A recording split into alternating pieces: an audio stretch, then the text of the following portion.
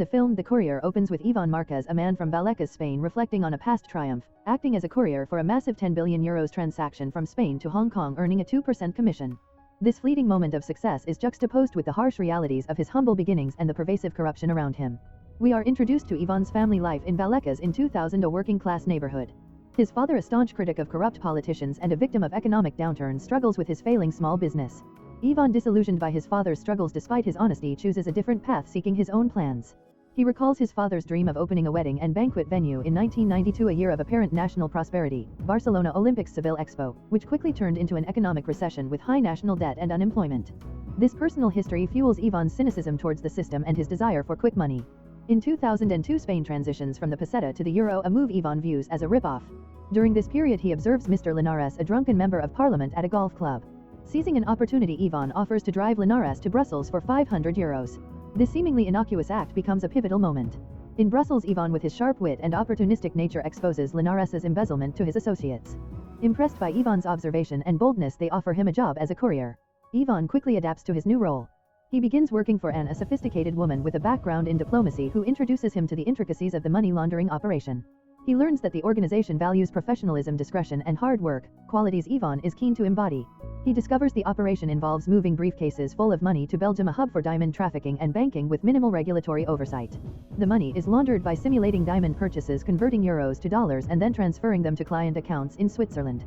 The source of this dirty money is revealed to be a network of corrupt individuals in Spain, politicians who rezone public land, bankers who grant low-interest loans, and developers who construct housing and malls on the rezoned land.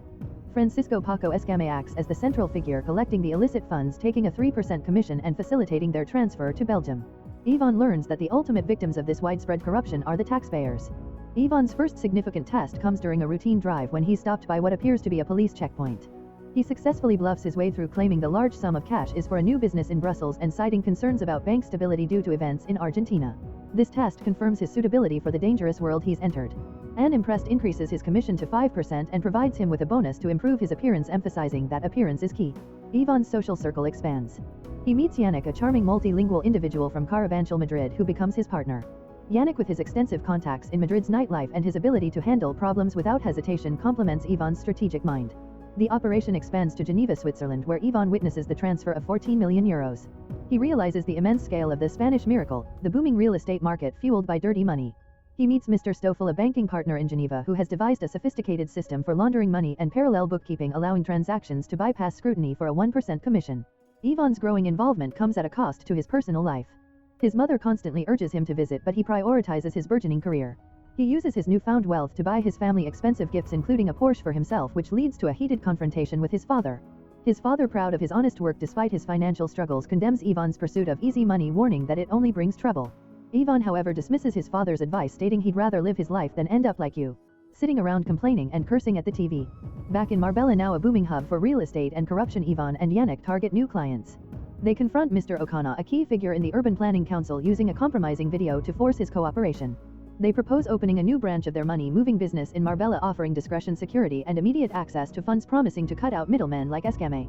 O'Connor, intimidated, introduces them to his corrupt associates, the urban planning counselor, the health counselor, and a real estate developer nicknamed Voracious Dick. During a party, Ivan and Yannick present their services to these new clients. They emphasize their direct access to funds in less than 24 hours, guaranteeing identity protection and contrasting their efficiency with Escamé's perceived indiscretion. O'Connor, under duress and eager to protect himself, vouches for Ivan, describing him as a trustworthy nephew who is great with numbers. Unbeknownst to Ivan, this party is being monitored by the UDEF, the Financial and Fiscal Crimes Unit led by Head Inspector Roig, who now has Ivan on his radar. Ivan's relationship with Anne deepens, but she ultimately leaves him to spend Christmas with her husband Francois Letizier, a notorious figure involved in diamond smuggling, currency trafficking, and money laundering. This reveals the higher echelons of the criminal network and further solidifies Ivan's position within it. He continues to amass wealth, driving luxury cars and enjoying the easy life that his illicit work affords him. He sees his old neighborhood friends who are now involved in similar real estate schemes, applying his earlier advice, reinforcing his belief in his chosen path. The film ends with the UDEF continuing to build a case against Ivan, acknowledging his rapid ascent within the criminal underworld and the ease with which he's attracted clients with his promise of discretion, security, and immediate access. Ivan Marquez, having established himself as a successful money courier, faces new challenges as his former mentor Paco Escamé resurfaces. Paco, a pivotal figure in the Spanish money laundering scheme, confronts Ivan, accusing him of stealing his clients. A violent altercation ensues, underscoring the cutthroat nature of their business. Despite the threat, Ivan, with the support of his partner Yannick, refuses to leave Marbella, recognizing its lucrative potential.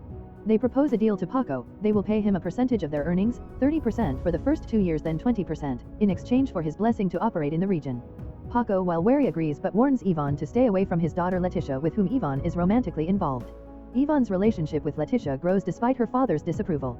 Meanwhile, Ivan's original contact from Brussels warns him that an investigation is underway targeting Escame and potentially those associated with him. She advises him to be discreet and hints at the dangers of their opulent lifestyle. Ivan dismisses her concerns, blinded by his success and the thrill of the game. The police, led by Inspector Manuel Roig of the Financial and Fiscal Crimes Unit, UDEF, are indeed watching Ivan and Yannick. They follow them to a lavish party in Marbella attended by corrupt politicians and businessmen. Roig confronts Ivan and Yannick, revealing his knowledge of their dealings with Ocana and Escame. He offers them a deal: cooperate with the UDEF to expose the higher-ups in the money laundering scheme and they will receive a lighter sentence. Roig emphasizes that pawns like them often end up in jail while the bosses escape.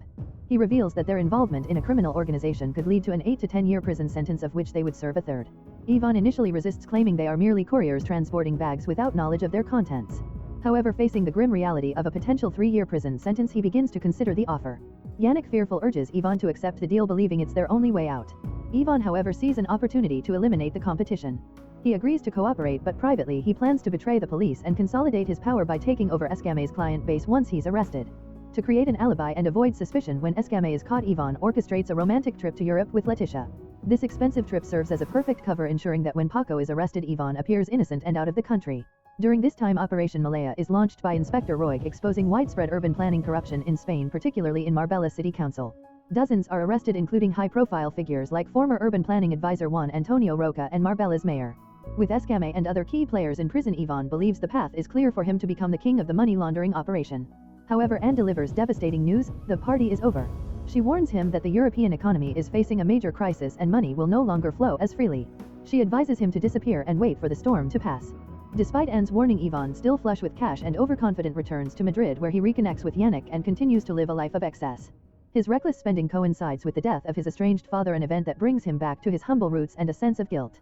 The global financial crisis intensifies with the collapse of Lehman Brothers and the bursting of Spain's real estate bubble.